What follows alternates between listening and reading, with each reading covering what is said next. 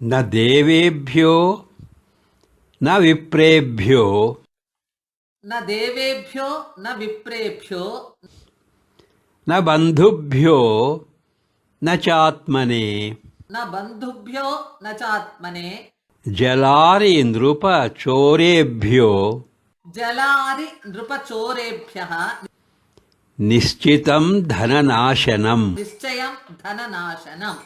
ಯಾರ ಹಣವು ದೇವರಿಗಾಗಲಿ ಬ್ರಾಹ್ಮಣರಿಗಾಗಲಿ ಬಂಧುಗಳಿಗಾಗಲಿ ತನಗಾಗಲಿ ವಿನಿಯೋಗಿಸಲ್ಪಡುವುದಿಲ್ಲವೋ ಅಂತಹ ಹಣವು ನೀರಿನ ಪಾಲಾಗುತ್ತದೆ, ಶತ್ರುಗಳ ಪಾಲಾಗುತ್ತದೆ, ರಾಜನ ಪಾಲಾಗುತ್ತದೆ, ಕಳ್ಳರ ಪಾಲಾಗುತ್ತದೆ. ಇದು ನಿಶ್ಚಯ.